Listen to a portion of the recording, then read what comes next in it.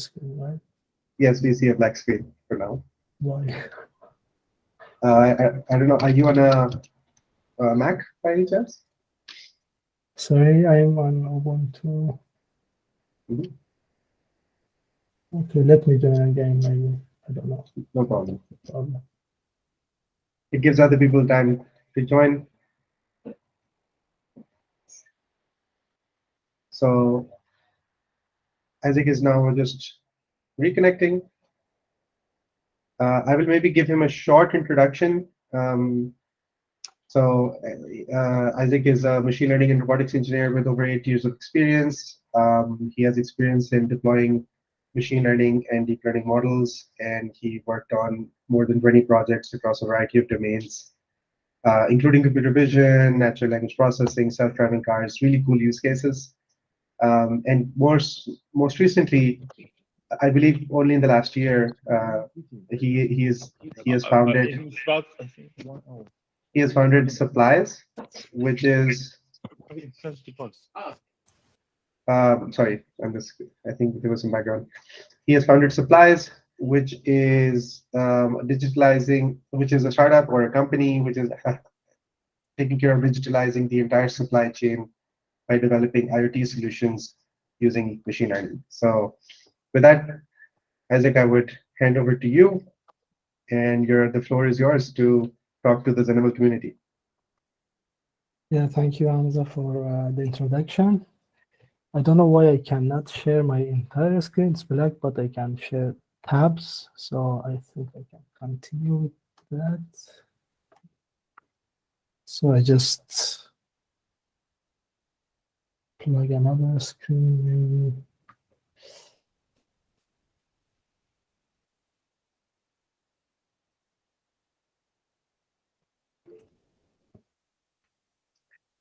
Yes, Hema, we do have Q&A at the end. So Isaac will be just representing his findings and learnings of adopting ZenML.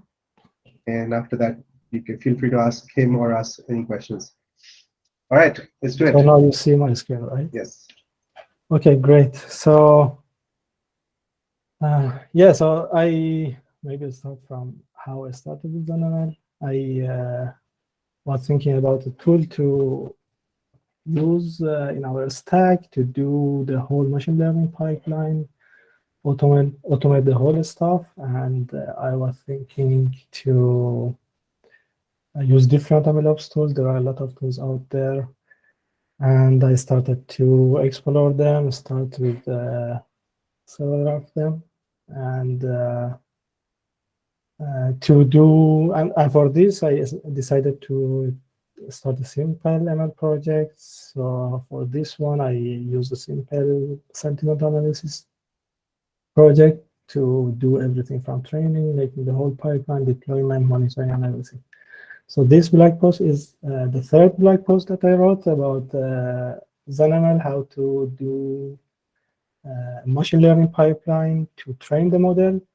And the next steps would be deploying the model using, for example, KServe, add that to ZenML stack, add monitoring tools to, again, ZenML stack, and completing the whole stack for training, monitoring, and deployment. But yeah, for this one, it is just using ZenML, having ML flow for experiment tracking, and easily having a pipeline to train a model.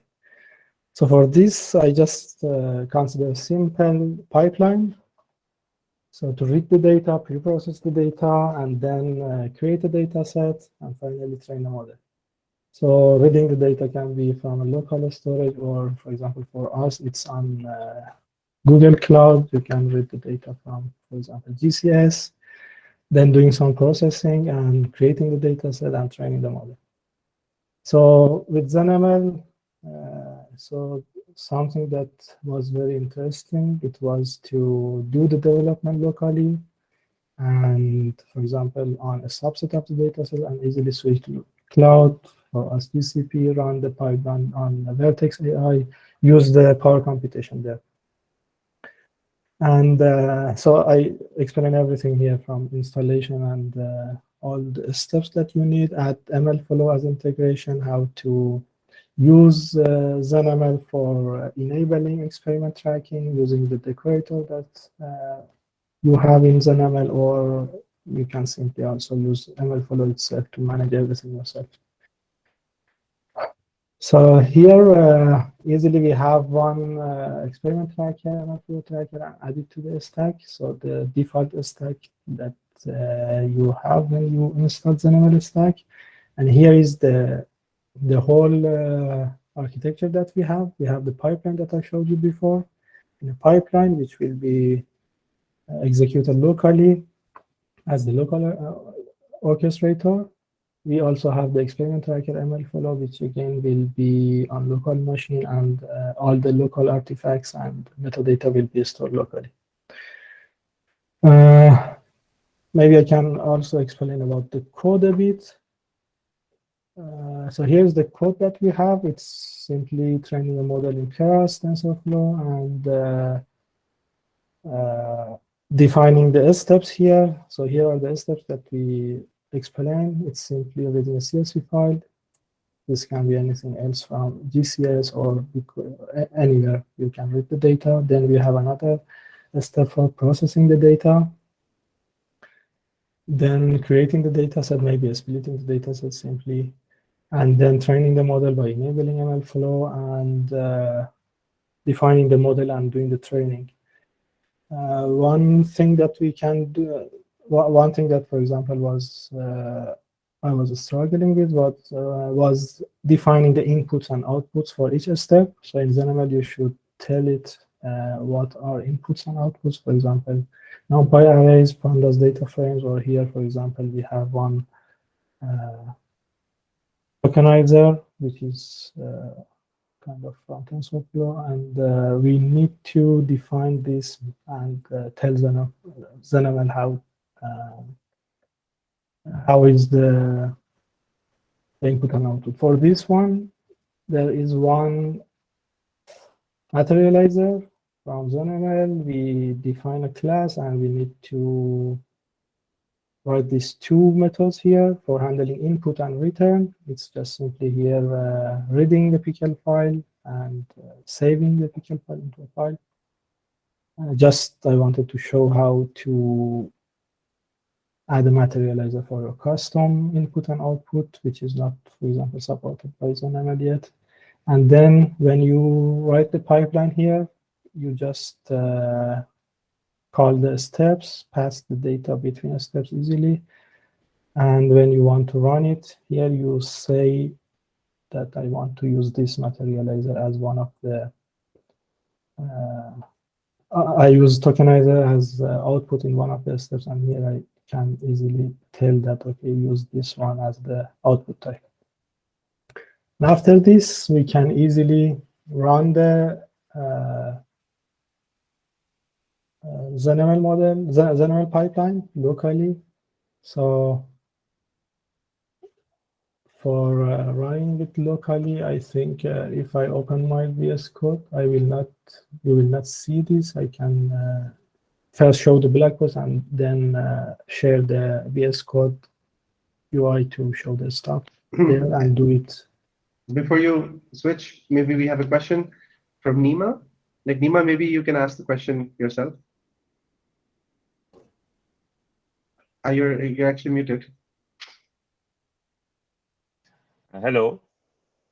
Hello. Thank you so much for the presentation. Quick question. The decorator step is something that is known to ZenML, right? Like it's not something like, it's not like a general thing. It's like it's just for ZenML, right? This code?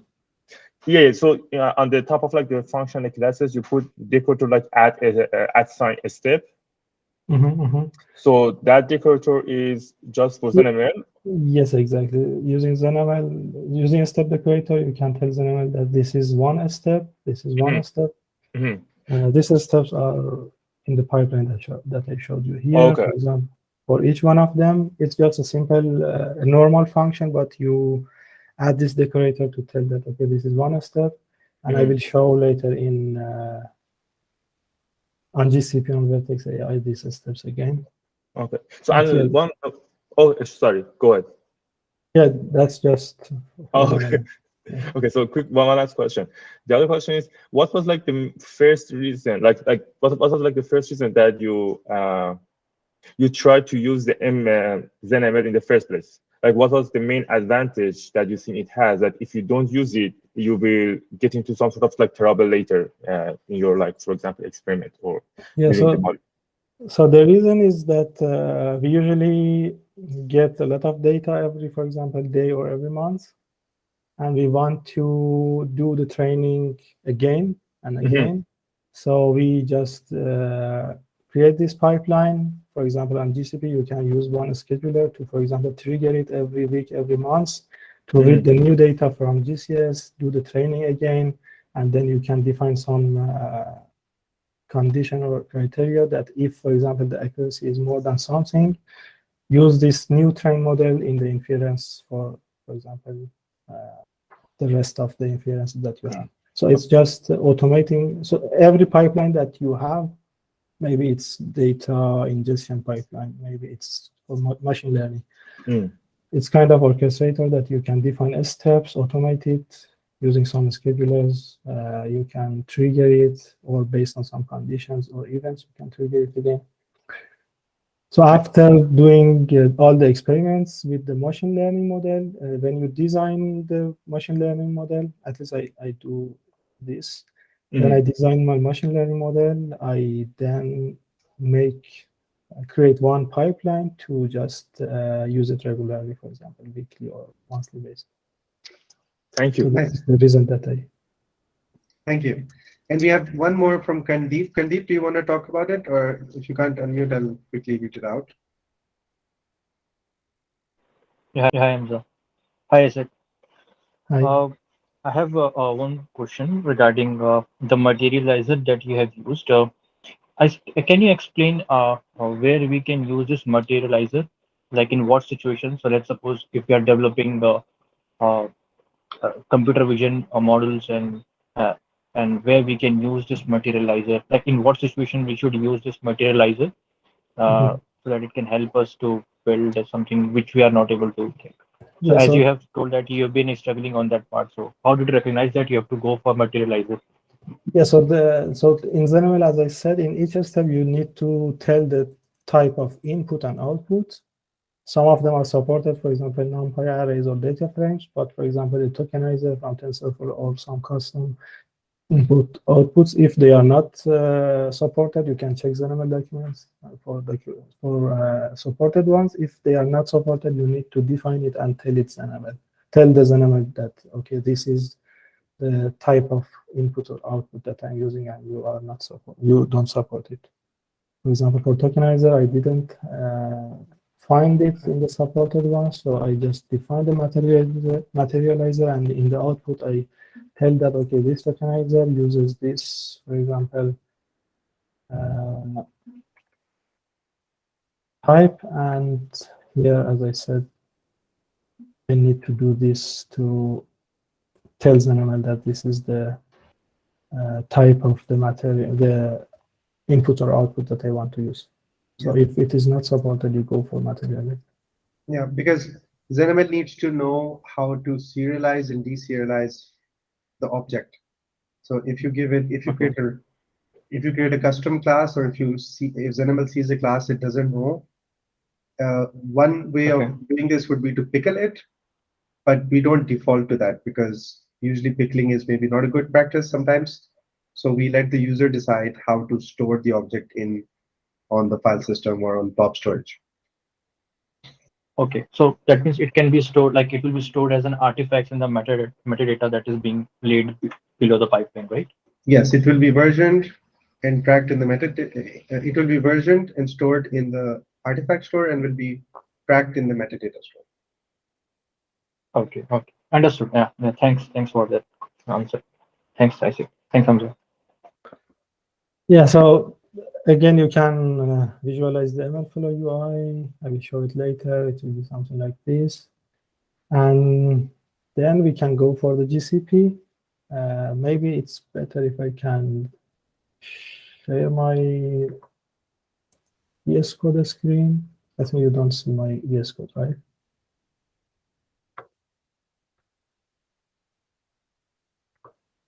Let me see if I can switch.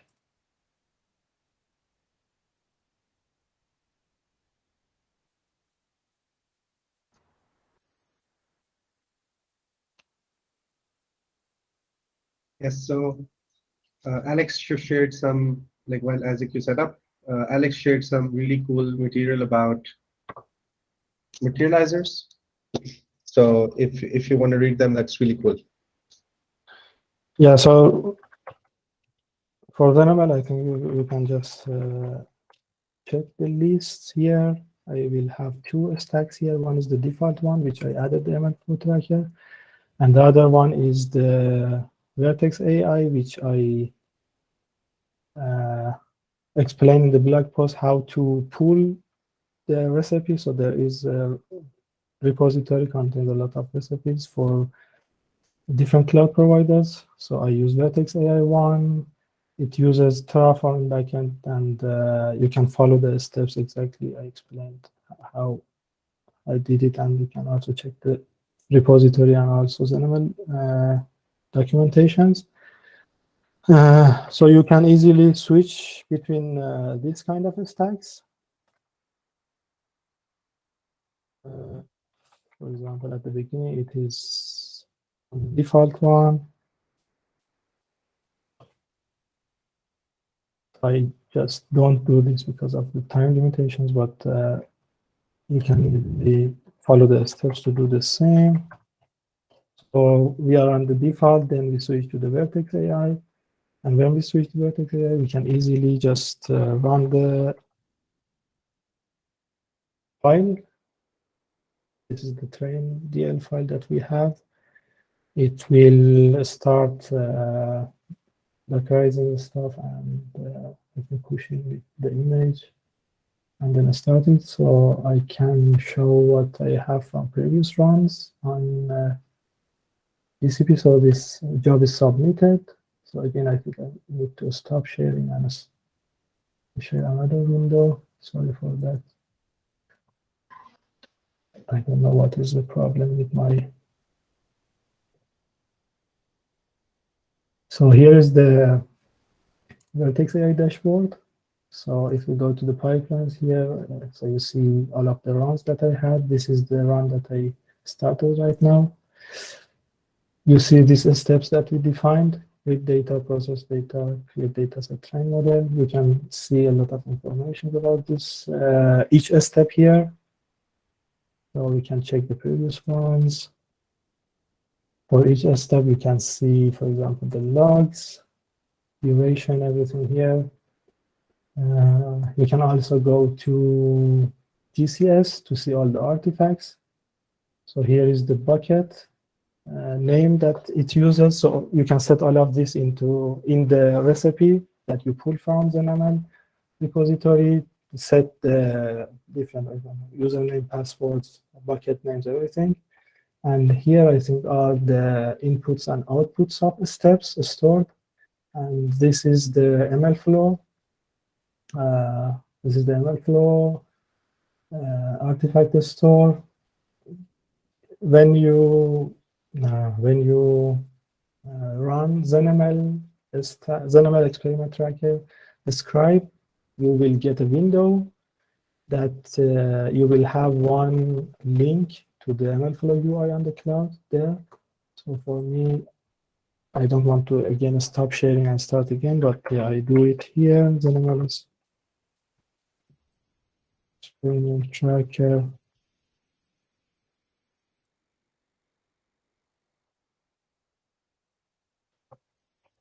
So it will give you the tracking URI, which is just an endpoint. And when I open it,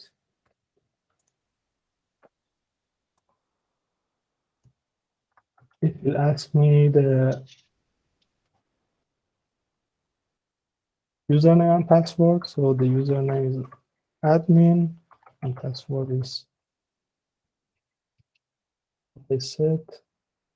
So this is the UI that you see. The training pipeline is the name of the pipeline that we define, and this is all the runs and everything that I had. For example, for this one, this is the run ID.